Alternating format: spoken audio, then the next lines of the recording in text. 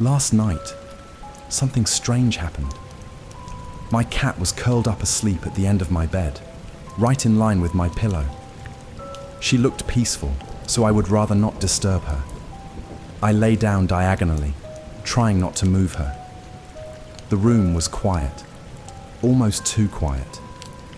A few minutes passed as I lay in the dark, staring at the ceiling. Then, I felt it.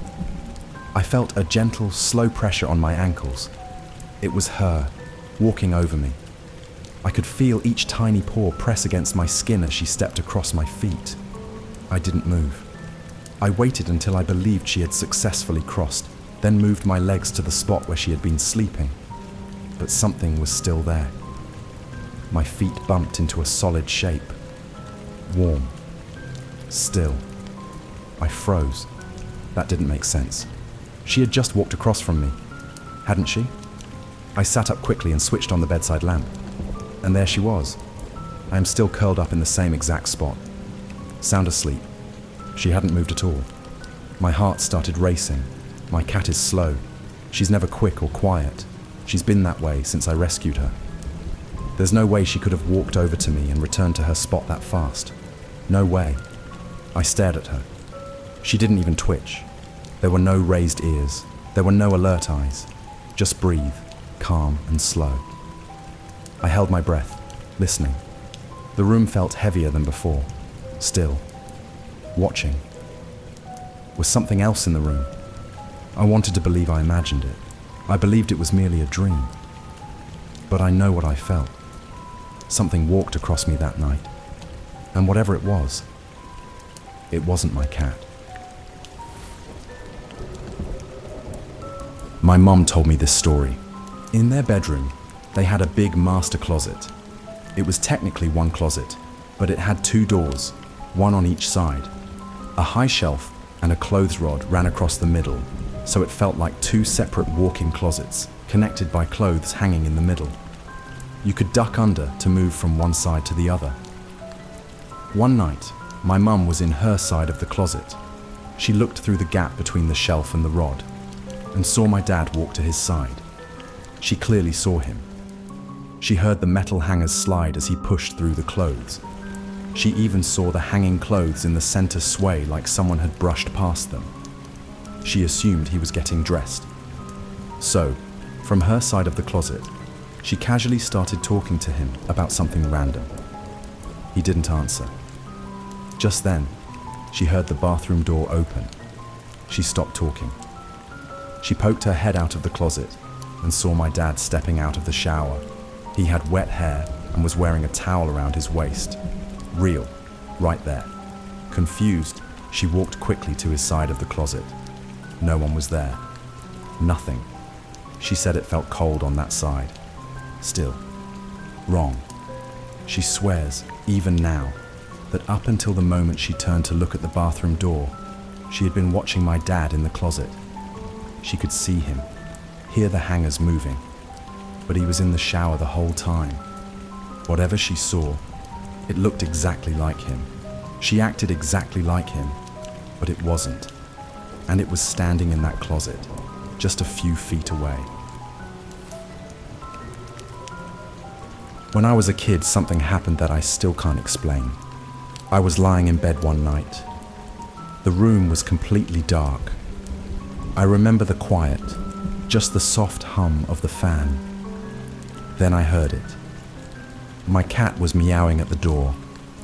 That wasn't strange. She liked to sleep with me occasionally. So I got up and opened the door. I saw her silhouette in the hallway light. Her shadow moved into my room. She stepped in, but stopped just past the doorway. She kept meowing, loud. The song continues to play. That part was strange. Usually she would jump on the bed right away, curl up next to me, but this time she just stood there. I called to her softly. She didn't move, just stared. I reached out to pick her up, and my hand hit the wall. Hard. There was nothing there, but I saw her. Her shape, her ears, Her tail oscillated from side to side. I stood there, frozen. That shadow is still by the door. Then I heard it again, meowing from outside the room. I turned to look, and there was my cat. It was my real cat, of course. He was sitting at the end of the hallway, eyes wide, tail puffed. She had never come in. I looked back into my room. The shadow had vanished. I don't know what I let in that night. I don't believe in ghosts. I wasn't dreaming. I was fully awake. I even felt the cold wall when I tried to grab her. Whatever it was. It looked just like my cat. The mysterious force wanted me to open that door, and I did. It was a hot summer evening. My grandparents, my mum and I had been working all day in the garden. The yard was big, and we were all worn out and thirsty. After we finished, my mum asked me to grab some soda. Everyone drank theirs, and then she asked me to put the leftover bottle back in the basement fridge. That fridge was down in the lower level, which we used as a living space. It wasn't scary, usually. To get to the fridge, you had to walk past 2 doors with old, flappy anti-fly curtains. The fridge room was about 20 or 30 seconds from the exit. I went down, put the soda in the fridge, closed the door, and left. Then my mum asked, "Why didn't you put it away?" Confused, I went back down, and the soda bottle was sitting on the table, right where I'd left it before taking it to the fridge. I thought maybe I'd just forgotten. So I picked it up, walked back through the doors, and put it in the fridge again. I made sure. I watched myself close the fridge. When I came back upstairs, the bottle was on the table. Again. The third time, I felt cold. It wasn't from the refrigerator. It was from somewhere else. The air was still and heavy. I put the soda away one more time. I didn't rush. I didn't blink. I watched the fridge door close. I even touched the handle twice to be certain. Then I turned around, and there it was. The item was placed on the table, full, unopened. Everyone else remained outside for the entire duration. I never went back down there alone after that. When I was around 6 or 7, my cat died. He had been with me since I was little. I didn't understand death back then. All I understood was his absence, and the house felt incomplete without him. I cried for days. I kept looking at the spots he used to sleep, hoping maybe he'd be there again. A few weeks later, I was sitting in my room, alone.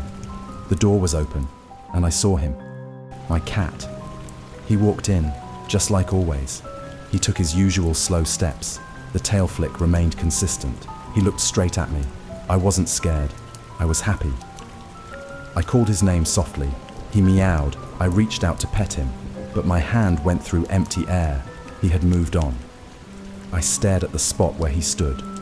There was nothing there. There was only silence. The next night, it happened again. He came in, sat near the foot of my bed, and watched me. I reached again. He vanished before I touched him. It kept happening. Some nights, I would see him curled up near the heater. Occasionally, I'd hear his soft paws on the floor. He even scratched at the door once, I heard.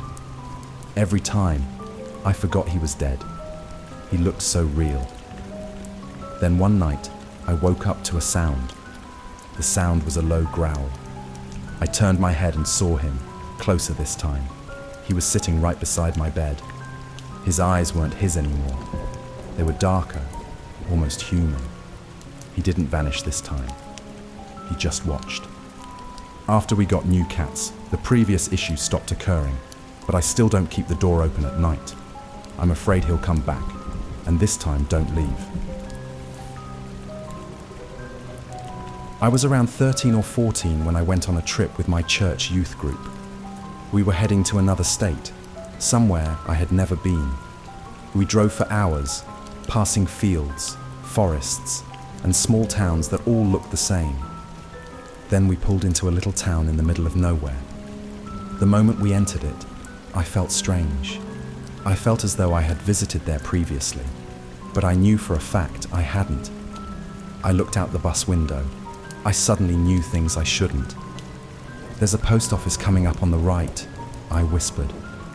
A few seconds later, we passed it. It was exactly where I had predicted it would be. The kids around me laughed nervously, but I kept going. "There's an old diner with a green sign up ahead. Next, there's a church whose steps are cracked, a red mailbox next to a yellow house." Every single thing I said was there, exactly how I described it. I wasn't guessing. I remembered it. I saw it in my head like a memory I never made. Then something deeper began to rise in me. I remembered a basement. The stone steps were cold and unforgiving. The door remained unopened. I didn't tell the others about that part. My chest felt tight. I suddenly didn't want to be in that town. When we stopped for gas, I stayed on the bus. I couldn't shake the feeling that something was watching me. Someone in that town knew I was back. That night, I dreamed about that basement. I saw the door again. This time, it opened. Inside, something moved. I don't remember what it looked like. All I can recall is that it displayed a smile. I never told anyone. But I know now, I hadn't just been there before. I never really left. It was 2006. I had an old LG flip phone that I always left charging at home while I was at work. That day, I worked a long 8-hour shift. I got home, tired, and picked up my phone from the charger like I always did. There was a voicemail from a number I didn't know. I pressed play. A man's voice came through, calm but confused. He said, "Hey, I just got a call from this number. Thought maybe it was someone I know needing help." I froze. I hadn't called anyone. I checked the call log. At exactly 2 p.m., 3 hours before I got home, my phone had made a call. I sat down, my heart thudding. Who used my phone? I called the man back. I asked if anyone spoke during the call. His response made me uneasy. "There was someone talking," he said, but I couldn't understand it. It didn't sound like any language I know. It was whispering, just low, steady whispers. I asked if it sounded like a child, or a man, or a woman. He just said, "It didn't sound human." That was the moment I got scared. Nothing was missing from my house. There were no indications of a break-in. There was just a single call. I checked the room. Everything was still, but the silence felt heavy.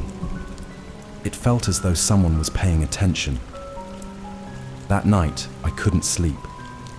I kept thinking about my phone sitting on the charger, untouched by me, but used by an unknown source. Maybe someone broke in, used it, and left. But why call a random number and whisper? Or maybe, just maybe, it wasn't a person. I'm not a believer in ghosts, but that house had other strange moments. And that call, I wish I had never listened to it. One night, I was home completely alone. The house was quiet. I stayed up late and finally went to bed around 1 a.m. Around 4:30 a.m., I shot up in bed. I heard water. It was the shower. It wasn't dripping. It was running full blast. I froze. My heart started pounding. The only way to turn that shower on is by pulling the knob all the way out. No one else was home. I hadn't used the shower all day. I slowly got out of bed and walked down the hallway. The house was dark. I reached the bathroom. The lights were off, but the sound of water hitting the porcelain was loud and sharp. I turned on the light. The shower was blasting cold water. My hands shook as I reached in and turned it off. Everything inside me told me not to stay in that room. I backed away and returned to my room. I didn't dare close my eyes again. Instead, I turned on Netflix, hoping the noise would calm me down. 15 minutes into a show, I felt the urge to use the bathroom. I hesitated, but eventually went. On my way out, something told me to look back. I peeked into the shower. It was completely dry. Not a drop of water. There was not even a hint of moisture present. No steam, no puddles. The porcelain was cold and spotless. I stood there frozen. The shower had definitely been running. I heard it. I saw it. I touched the knob. I turned it off. But now, it was like nothing had ever happened. I whispered to myself, I just woke up early today, and left the room. I didn't sleep again until someone else was home. I was around 10 years old when something strange happened. I still think about it occasionally. That morning, I got up like any normal day. I brushed my teeth, got dressed, and walked into the kitchen. My parents were there. My sister sat at the table, eating cereal. I talked to them. Everything felt completely normal. I sat down, started eating breakfast, and then suddenly, I woke up. I was back in my bed. My heart was racing. My room was dark again, as if morning had never come. My clock showed the same time I'd woken up before. I thought maybe I had dreamed everything, but it didn't feel like a dream. It felt too real. Still, I got up again, did the same routine, brushed my teeth. I got dressed. I made my way to the kitchen, and that's when the fear set in. Everything was exactly the same. My mum was wearing the same clothes. My sister was eating the same cereal. The same words were said, the same way, at the same time. I sat down, watching it all repeat, like I was stuck in a loop. No one else noticed anything was wrong. They just acted normal, but I knew something wasn't right. I didn't say anything. I was afraid they wouldn't believe me, or worse, that they weren't really my family. What if they were copies? What if I had left the real world during that first morning and never came back? That whole day felt off, too perfect, too still. Occasionally I wonder if I really woke up at all, or if I'm still stuck in that second version of reality, and the real me is somewhere else, still dreaming, or trapped.